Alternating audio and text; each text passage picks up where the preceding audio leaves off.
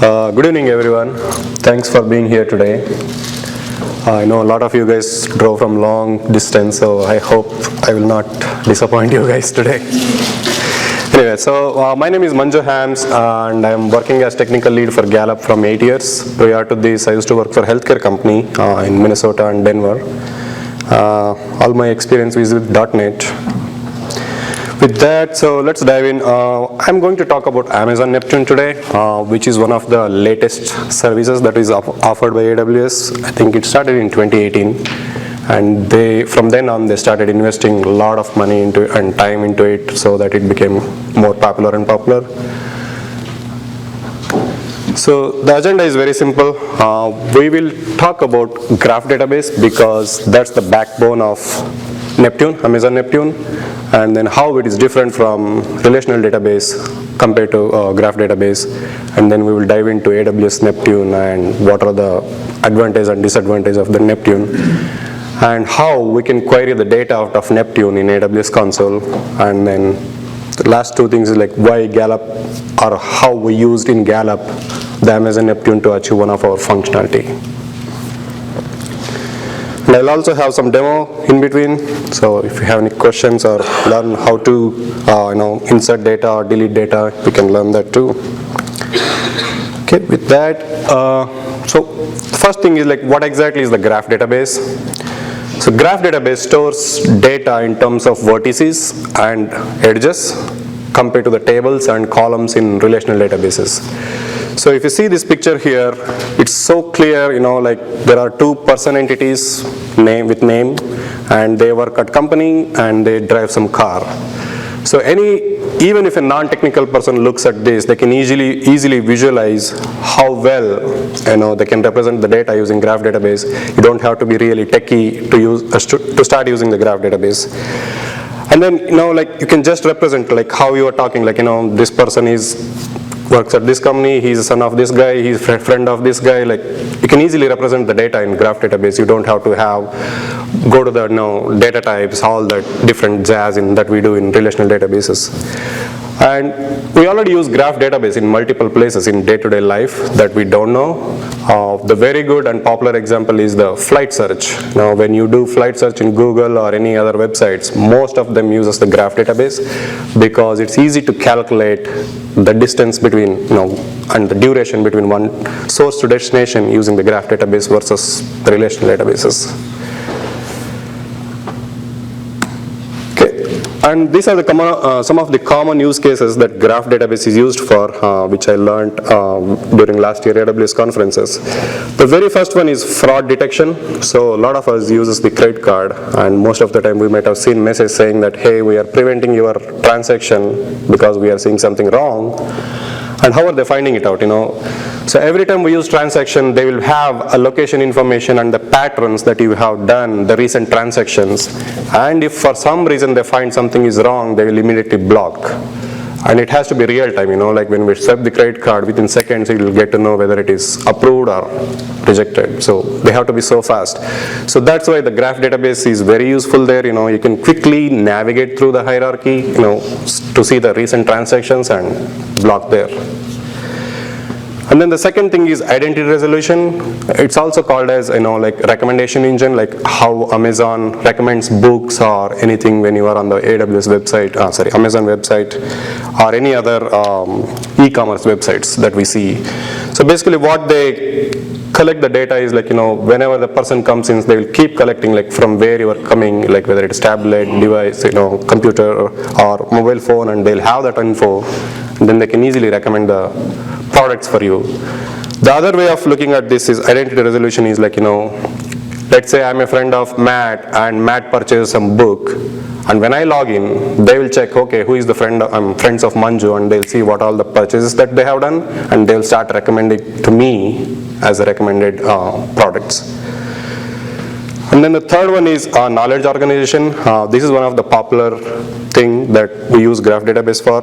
So to easily construct the hierarchy of any company, starting from CEO all the way to the low level teams, like how they roll up all the way to the CEO from bottom. So it's easy to represent in a tree structure versus relational database, I would say it's very hard to represent in the relational databases. And this last one is security graphs, which is like, every company, if you see, each level of leadership will have different access to any system. Basically, like if you take TFS, technical lead will have a different access, developer will have a different access, things like that. So to implement that, graph database is also, very useful thing. Okay, this is another way of telling why we need graph database, like, what relational database can't solve and how graph database solves it. So when we want to query the relations in the relational database, it's very difficult because we might have not stored the data in a way that we want, because it's like the schema is rigid. It's very difficult to get out. Even if you can get out, it takes very long to query the data and get the data that we need. But in the graph database, you can quickly navigate starting from any vertex, navigate all the way to the bottom wherever you want, and how many levels you want to go deeper versus just stay there, And I already went through the best suited applications, like social networking, which is one of the common use case, and then e-commerce engine, and then credit card fraud detection. So those are the very common applications that graph database used for today. And these are some of the graph DB providers today. Like, there are a lot more than this, but I just listed very popular ones.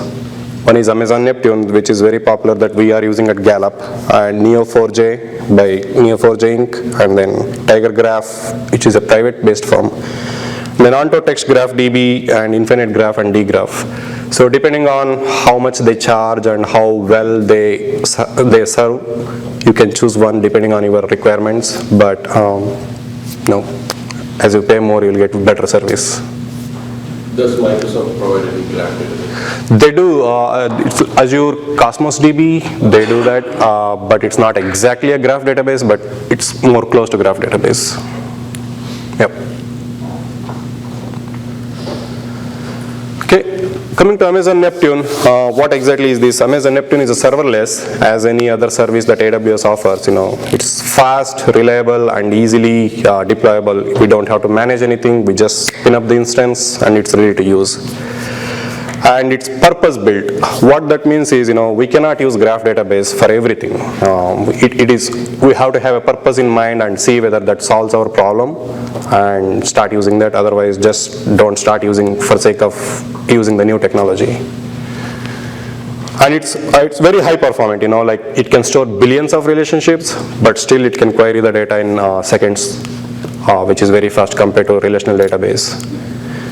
And the third thing is, schema flexibility. Now, if you see relational database, anytime we need a new change, we have to ask database administrators to add a new column or new table or change the data type, those kind of changes.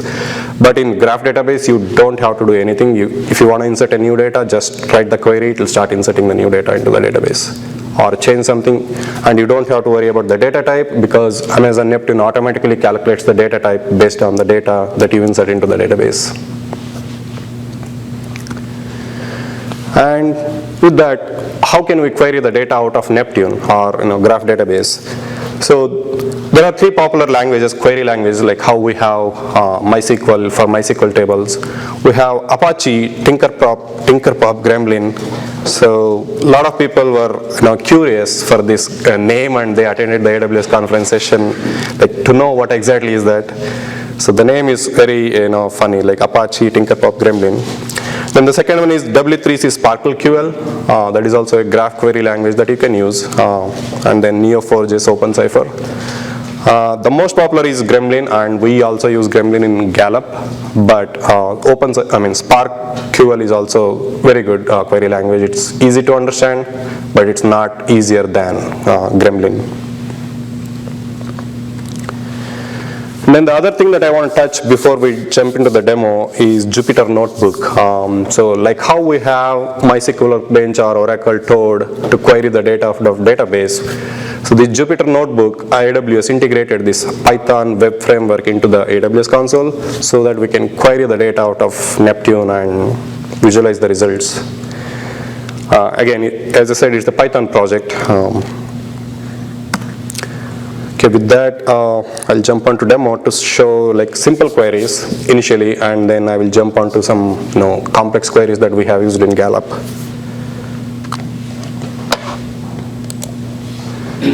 Okay, so this is the Jupyter notebook that I spun off from our AWS console from Gallup.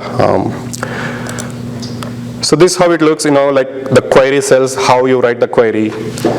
This percentage gremlin, tells us that we are using the gremlin query to query the database. And then this G at the starting of the query tells that it is a graph database. And then if you see, next one is the add V. So what I'm doing is I'm creating a vertex, also called an entity in relational database, and I'm giving the name to that vertex called employee. And then the next one is property. I'm setting some fields to that vertex, like name, age, anything that we want to set, just like columns data in relational database. And at the end we have ID. This is a reserved keyword in Neptune. You cannot use it for something else to store your own IDs, but this is like a primary key for the vertex. If you don't supply it, AWS automatically supply the GUID as a ID for that vertex. But if you supply, it will use that, and it has to be unique across the entire database. You cannot reuse it for the edge, assuming that we have used it for vertices, vice versa. And I'm going to execute this. So it created a vertex in graph database, and it returned me that it has created that, and with the ID that it created.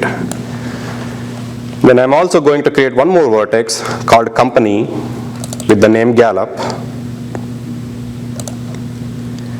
So now I have two different vertices, and I did not connect them yet. So how do I connect? So this is the third query there. So what I'm doing is, add an edge between company and the person with the label called workset. So it's so easy, just connect those two vertices, to relate them. The syntax is so easy that you can see, like add an edge, give the label of that edge, and from and to vertexes. So run this, and it gave me the edge ID that it created between those two. So now I have to visualize the data, how it looks. So I'll run the next query. So what I'm doing here is, I'm starting from a vertex, company, and give me all the incoming edges, and filter out that has a label workset, and give me the values for that vertex. Okay. By default, it will give the data in table format, but you also have option to visualize in graph format, as you see in graph tab. So this is how it looks. So it's easy to visualize things in graph tab versus tabular format, because that's what GraphDB is meant for. And also I want to highlight that not every time you will see the graph visualization. Only when you are querying a result, only when you are querying the data that results in the path, that's when the graph tab appears automatically. Otherwise it won't appear.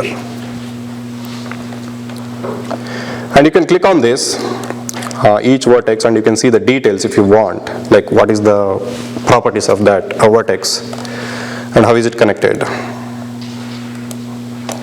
And this is the edge that connects between those two vertices.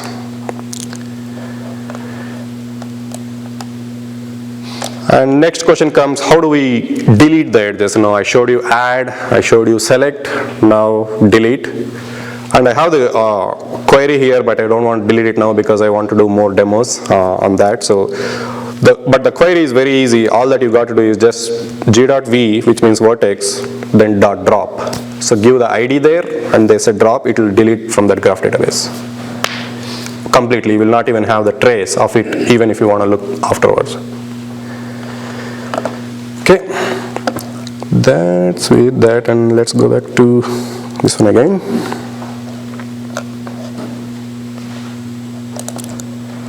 Come on. Okay, and why did we need this in Gallup? So Last year we got a feature requirement saying that, hey, we want to easily visualize, when any manager at any level, they want to visualize their roll-up reports easily without drilling down, in multiple ways. So we didn't have a way to get that data easily out of MySQL database so fast. Like they want to do it instantly. They don't want to wait for a longer time. This is what the screen looks like in one of our application. So where they will be looking at the project report at a level, in this case, the manager name is level 10424 rollup, and they are looking at the report, and they have 2 members reporting to that manager, and they have their own teams where they are owner of, and that continues forever, like until the bottom level. So to query this out of MySQL, it was very hard, so that's why we chose this graph database, so that quickly when they search for a team name, they can search for any team name in the hierarchy. If that hierarchy falls under that manager, we return that result, otherwise it doesn't. Like I cannot query a team name which doesn't report to me. Okay. And then how did we data model? So when it comes to graph database, we have to be, give more thought about data modeling, otherwise it might have bigger implications. You may not get the data out of Neptune very fast compared to what you expect it for. So we have to model the data in a way that it can be easily queried back. So we have an example here, like let's say Bob, he's an employee, and John's team, John is a team name, and all that we did is we connected the Bob employee vertex to the John's team vertex as a member of team edge. And then we from the same Bob vertex, we created another edge to his own team, saying that owner of team. And when we query, like let's say you are looking at John's team, I'm looking at John's team, hey, find all the reports that comes into the John's team vertex, and then keep going down, get me all the counts or reports. So that's how we data modeled it. As you see there, you can clearly see there, you have a member here, which is like employee in our world, and then team that he's owner of, and then other team that he's a member of.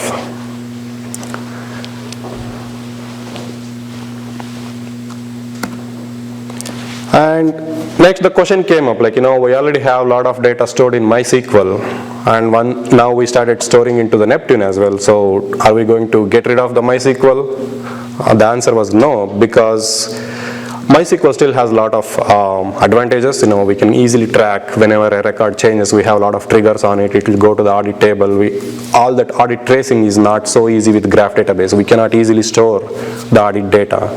So what we did is we created a model saying that anytime something happens in the MySQL system, in the application, we trigger an SNS topic, and then that topic goes to the Lambda, and the Lambda takes care of looking into the MySQL and matching that to the Neptune and updating the changes as needed.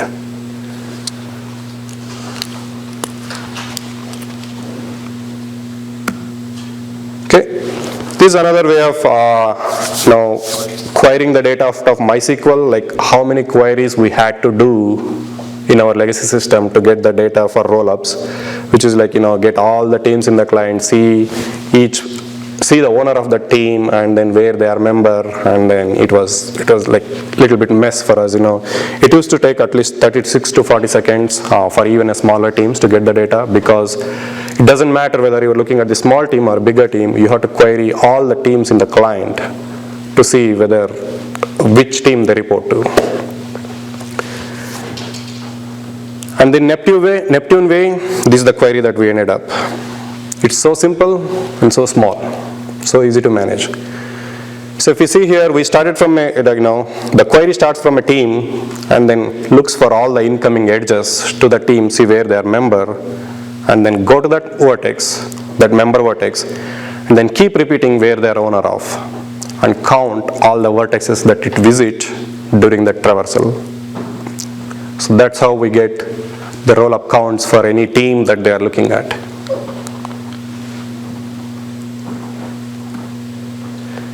Okay, And the lessons learned when we implemented this, first one is Neptune is case sensitive. So if you are trying to create a vertex with person P as capital and another one with person P as small, it creates two different vertexes.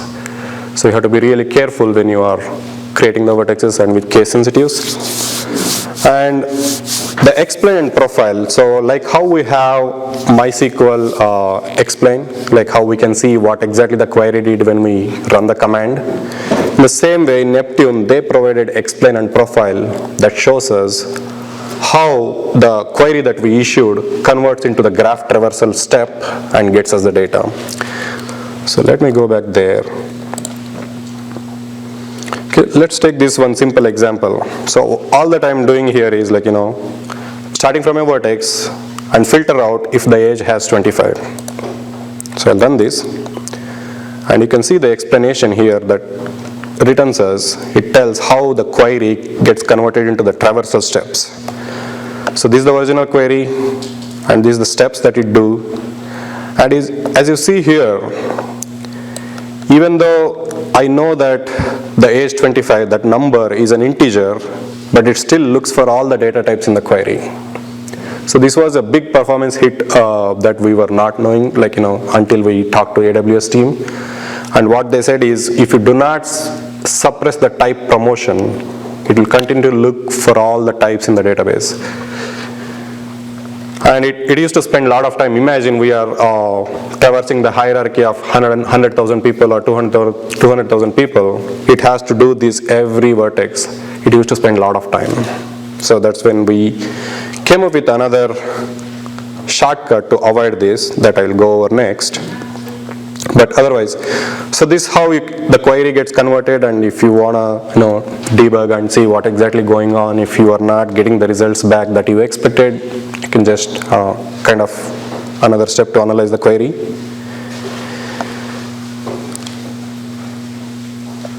Okay, I have another query. Yep, this is the one that I want to show it off.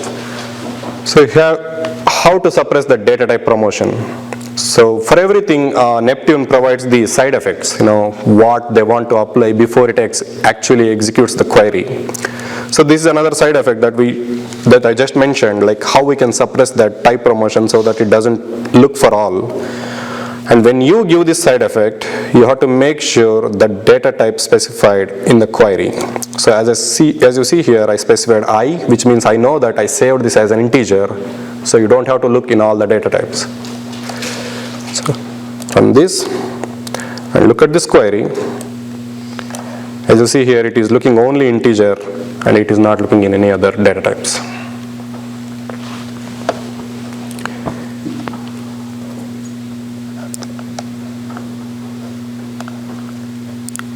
And this tells us, we have to be strongly typed when we are saving the data and when we are querying the data, but Neptune Graph doesn't force you to use certain data type for any data that you insert into that. It is still allowing, but you have to be careful what you want to insert it and so that you can query it easily.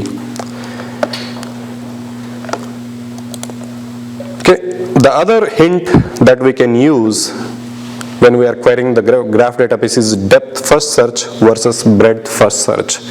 So when you are traversing the hierarchy, we can do it in two ways. It's data structures and algorithms pattern. Whether you want to go down first or go horizontally, because by default it uses DFS. So I think it's used BFS, never mind. And then if you want to do DFS first, then you can enable it just by doing another side effect here. Let me see where I used it. Yep. So this is another side effect that we can use when we are looping through lot of hierarchy so that it doesn't spend much time.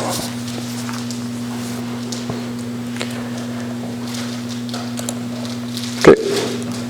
And the other lesson learned that we learned is try to model the data in such a way that when you are traversing, you don't have to look for the properties inside the vertex, but you just look for the labels and keep going down instead of filtering the data based on some property value inside that vertex.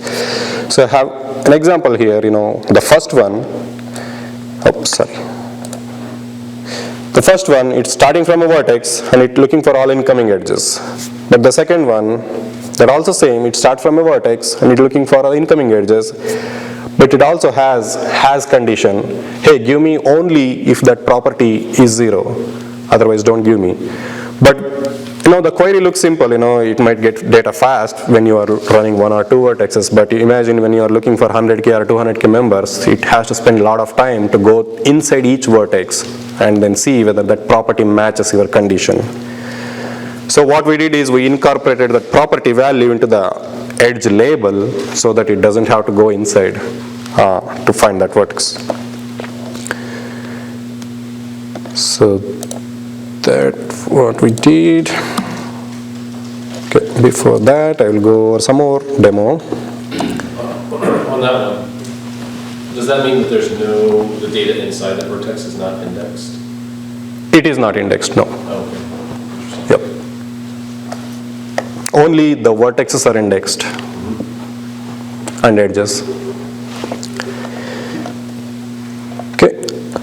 Another thing, another hint that analyzing the query that I want to mention is a profile. So what this tells is like when you are having large queries like this, you want to see how much time it is spending on each level of loops, basically the performance metrics. Then you can use this profile keyword to see how it goes. So we have this is real-time data in one of our dev database. So what we are doing is, I'm just going through the hierarchy and get me all the roll-up reports on certain team. So let me run this. It gives me this profile information, as you see here. So scroll down. Okay, here you go. So this is how the iteration happened on this vertex, on the first loop, how many vertexes it visited, then next. So it continues and you can see visually like how many it indexed or how many it went through on each iteration. So this is one of the useful query that we use to analyze whenever we see the performance issues in querying the data.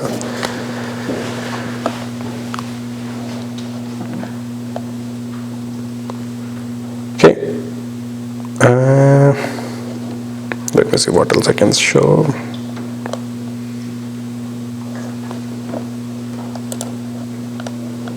And the other thing that I want to highlight is Neptune graph database since it is serverless, the very first time you query, it takes a little bit longer, but once the instance is warmed up, it is really fast, depending on data that you query. But you can see here. Is there a way to warm it up? Yes, you can. So there are multiple ways. One, you can cache your query, like frequently used query on the Neptune by enabling the caching. Or you can warm it up by, like constantly triggering some query that it keeps, like just a select query out of the Neptune database. Query. Yep. So how we usually do that in AWS console for all the serverless applications, what we have done is we have done a CloudWatch alert, CloudWatch trigger. So every 5 minutes, just issue some JSON input so that it will go and hit that API, if it is serverless API, if it is a database, run some select query, so that it will constantly up and running. What's the warm-up time? Depending on the startup needs, like if you are deploying a Lambda application, let's say, and it has a lot of dependencies during the startup, it might have to load some configurations, it might have to load some databases. Depending on that, it will take time. Typical time that we have seen for our Lambdas is just 3 seconds. So you have to keep the startup package as small as possible so that you can have better startup times. And you do that warm-up only with business hours like this? Yeah, no, we do it all the time. Because Lambda is pay-per-use, so it doesn't hurt much to just just run one API call every 5 minutes. Oh. Because our customer base is like worldwide, even though US nighttime, there are other parts of the world they'll be using our application, so we don't want to do it only on the US times. Okay, so this is one query. So as you see here, did I run this? No, maybe not done. Okay. So let me run this. So this is one of the team that we have in our dev database. So if you look at this, it took almost 2 seconds. Let me run this first, let's show the count.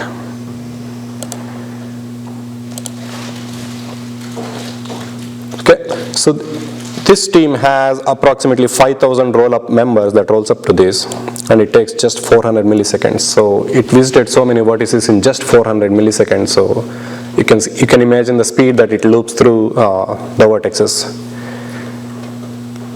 And if you want to visually look at this data, when you are looping through a lot of hierarchy, so this is one another example here. So I queried this, look at this graph database. So this is how they are connected internally. So you can't even imagine. And you can zoom in, and if you are interested in particular member, you can do it if you are really smart in finding where it is. But yeah. Okay, so what else I want to show? Okay, and next the question is like, how can we use this package in .NET application so that we can start connecting to Neptune database easily and get the data out of it? So the first is like, you have to ask your AWS admins to spin up a Neptune cluster in AWS system. Once that is done, it's ready to go. You don't have to manage it, you don't have to do anything else. And then up in .NET Visual Studio, just install gremlin.net. That's the package name, NuGet package name. Once it is installed, you will get this access to Gremlin server and Gremlin client, where you can just specify the host name and the port name that is spin up, and that's it, you are good to go. And here are some additional resources that I listed. Anyone wants to learn the Gremlin language? So the first resource tells it's an easy way to understand how the SQL query translates to Neptune query or Gremlin query. It's very easy, like from basic they explain us. And then the next one is like very advanced Gremlin query topics, where you can go through that and figure out what exactly you can query out of Neptune and how you can apply conditions. And then as I mentioned, NuGet package to use in .NET apps is gremlin.net, and for Java apps is org.apache tinkerpop.gremlin. So in .NET, just like how you mentioned the query in the Jupyter, Yep. the same query you will paste? Yep, I'll go to that next slide. You're ahead of me.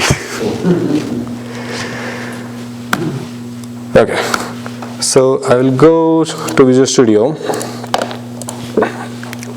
Can you guys see better? Yeah. Okay. So this is where we connect our Visual Studio code to the Gremlin server, .NET Neptune endpoint. All that you got to do is give the endpoint host name and then the port. By default, AWS spins up in 8182. You can change it if you want. And you can use some more connections, like if you want to limit the number of connections active at any given point in time. And then how many times you want to reconnect, all that jazz. But anyway, so the main thing that I want to do is like, the query, how we can write the query. So you can see here, it's pretty much same query that I ran on the Jupyter Notebook. I can also use in Visual Studio and just get the data out of it. The other way of doing here is, so there is a package called Traversal Source. They have all the helper functions that you can use to do the vertex or has or any property filtering that you want to do, so that you don't have to worry about all the vertex v, whether it is small or caps, and properties has, value map. So all the helper functions, anything that you can do in a free text, you can also do with the helper functions in this package. Okay, for now I can run this query just to show. This again, it's a Lambda application, so okay. So I just click on execute. I don't need any input. All that it does is just run the same query through Visual Studio and get me the data. Okay, you can see here. This is the demo. This is the user that I inserted. demo employee and it got back.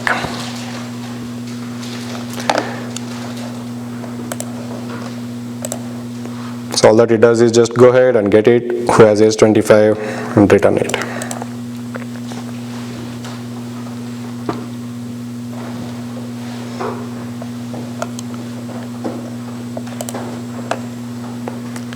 Okay, and yeah, I think that's all I got. Opening for questions. Yep. Your conditions like dot has, are those user defined or are those part of the system?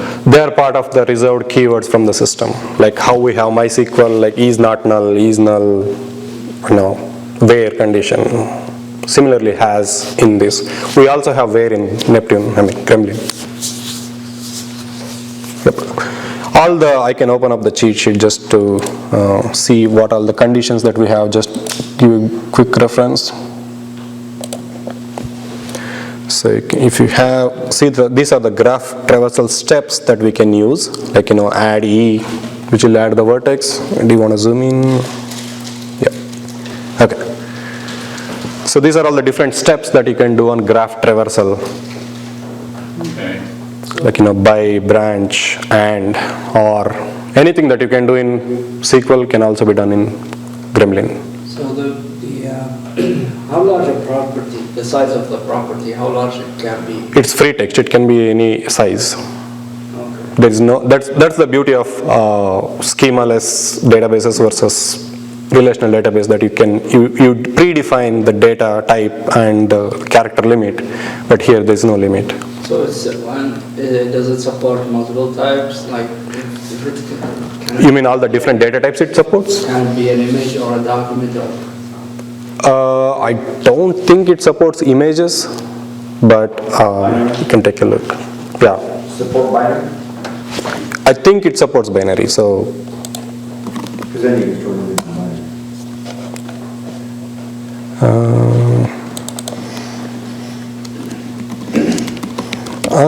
I don't think it supports. Give me a second. Let me check.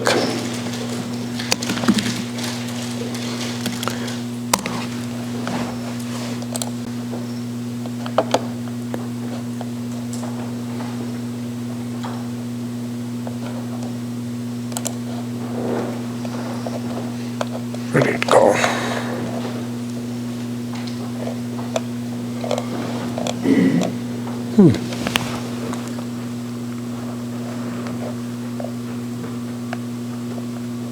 It should be here.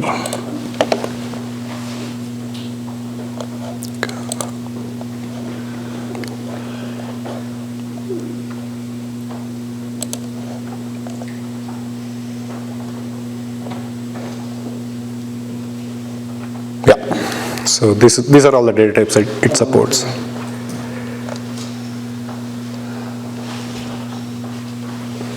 Bool, decimal, whole number, string, date. Yep.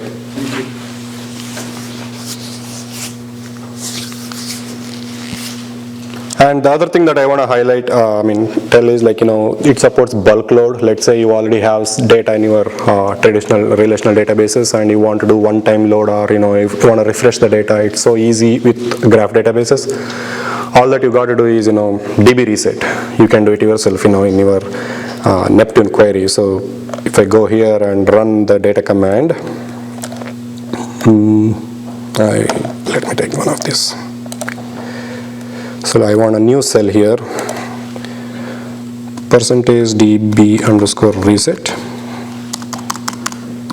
So this, when I run this, it will reset the entire database. I know, although it prompts you, like, do you really want to delete the data? But if you do that, it will wipes out the entire database. It's fresh for you to use it again. And then the other command that we can use is load. So when you do this, it will let you bulk load the data. It will ask you from where your data source is. Like, you can load it in CSV format to an S3 bucket out of your MySQL database or Oracle database, anywhere. And once it is in S3, give that S3 path here, and then the load IAM role that you want to use it, and kick off. It will spin up a job, it will continue, and then it will finish, it will loading into the Neptune database. So you can just store your images in S3, Yep. refer to it inside your Yep. graph images.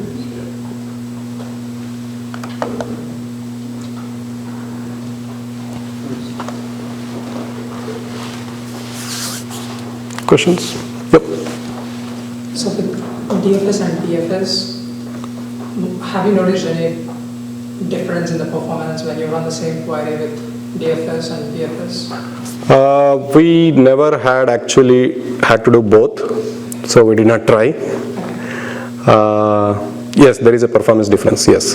When we asked AWS team that no, our query is not performing in a manner that we wanted, they said try this DFS, and it was definitely faster.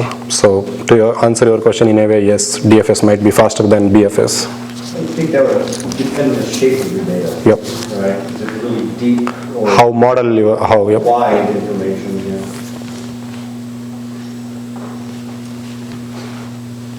And also when you drop a particular vertex, what happens to the Edge, Yeah. it automatically drops. So if you have connected two vertices and you are deleting this, it will automatically delete this.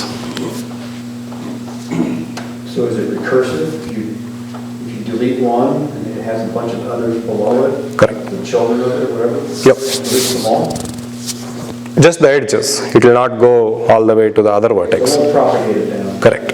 Is there a, Just the incoming or outgoing edges from that vertex. so if you wanted to delete a large structure, you have to delete Yeah. one at a time? You can chain the query. You can do it in one transaction if you want to. Yeah, so you bulk Bulk it. or batch it. Yep. Is it transactional? Is it, It is transactional. It supports transactions. so it supports consistency? Yep. Okay. I don't know if you mentioned it, but does it support the concept of like a, you can see a view or in relational data, so you have views, so can you do that, like organize the data in a well-defined way and then query it? Just, You mean constraints? no, I'm thinking of like a view in, Oh, no. no, so you, This is already a view, like in a visualized format, so yeah. yeah, No, it doesn't support that. yeah. You'd rely on your query to Correct. do that, yeah.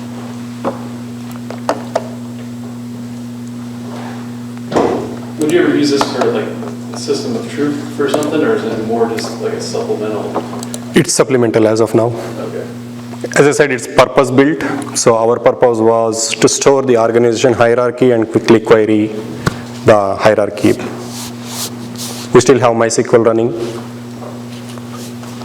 And as I said earlier, it's very difficult to trace who modified this data in graph databases versus MySQL because you will have the trace information.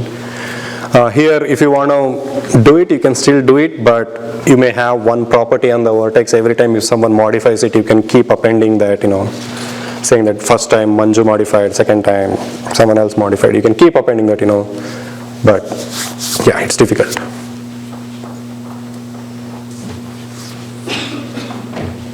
So you seem to use it simply for a very limited function at this point. Yep. What about overall costing? You said it was per transaction that you're running, but hold the database open and can you keep that going too? Very good question. So the cost, one is storage cost, the database itself. Second one is if you are using Jupyter notebooks to query a lot, that is also a cost. But it doesn't cost if you are querying the data through applications. So it's cost for Jupyter notebook, like it's a third party that AWS integrated, but not through applications. It's like Jupyter is like a subscription? I mean, AWS has subscribed to Jupyter so that they integrated both and give us option to query that. Someone has to subscribe to that. No, we don't.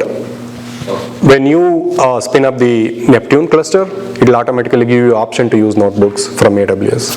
Okay. They charge. Yeah, they charge, yeah. It was like, for us, like per month it comes around $200. For our entire team, we almost 60 people use the Jupyter Notebook every day to query the data. Not too bad, even if we want that software Yep. license, we'll be able to do that.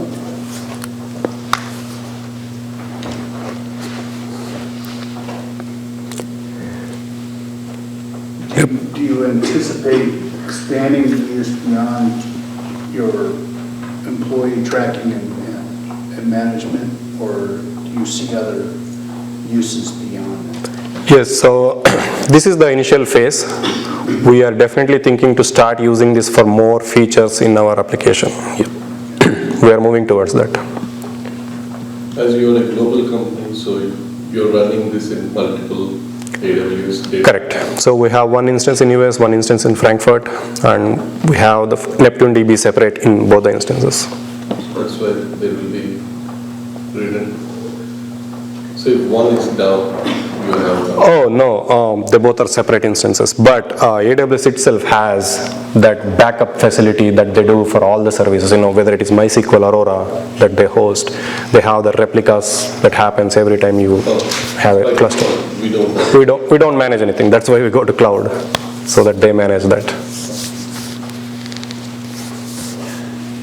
Do you have any issues, you brought up, it's in Frankfurt, are there issues with the GDPR and the data security issues, and transferring data from Europe to here? and how- Yep, good question. So we never transfer the data from here to there and there to here. That's why we kept them separate instances.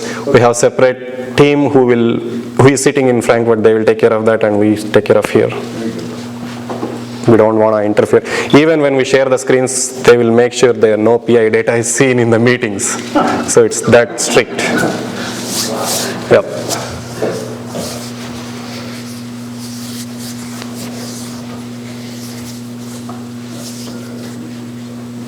So when you're doing local development against this, do you use Neptune or do you use like a local instance of the graph database that's kernel compatible?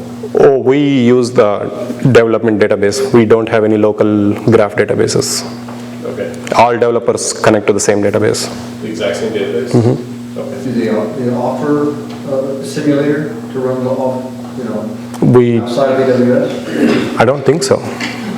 No. You probably just use, I think there's several other options that you can run locally, right? I don't know if like Neo4j is that way or.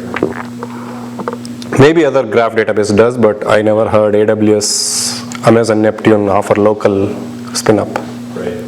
Can each team have its own sandbox to work with rather than share? That depends on your AWS administrators. Like, if they want to spin up a separate one, they can, but it incurs a cost, right? Every new instance that's a spin up, they will charge.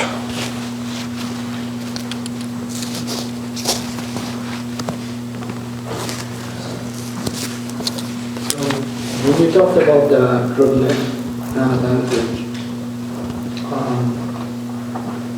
does it only return text, or does it return the visual representation of your query in the code? Visual is only in the tools where you are querying, like Jupyter Notebook, or we have a lot of other tools that you can query the data out of Neptune. But when you are connecting through the application, it is always text, like how you get from MySQLs. But there it doesn't make sense to return the visualization, right? So there is no way for me to do, like if I have the Gremlin as an API and I want to visualize the data. You have to get the data in text format, and you have to construct the tree again if you want to show it in your application. So it's, That's one of our. there's no API for it that will, okay. There's no API that will get you the structure in the same format that you want. Yeah. Is that like different isolation levels like a database would have? A dirty read or? Read replicas and write replicas? Yeah. Yes, we do. Amazon automatically offers all those jazz. So we have writer instance. So we have multiple applications connecting to this database. So one just reads, it doesn't write. The other one just writes. So we connect to different instances, read replica and write instance. That's why we go to AWS, right? They have all that built in for every database that they provide, read versus write. I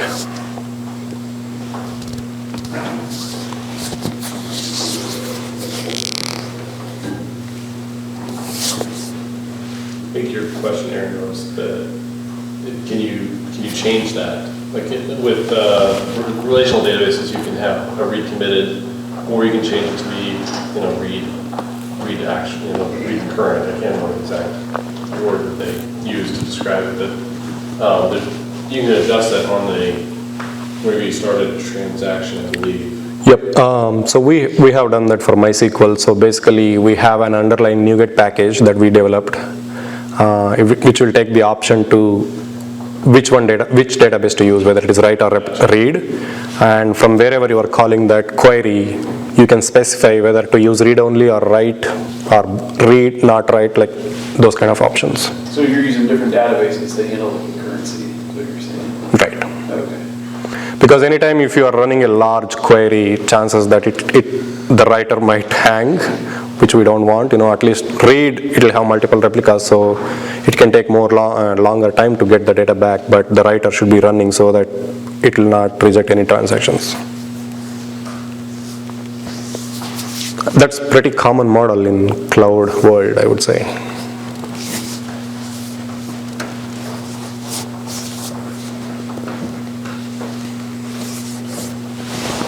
Any more questions?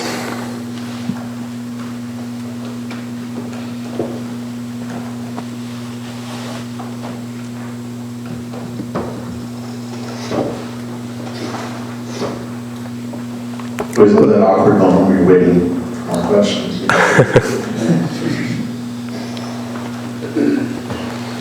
wasn't awkward until now.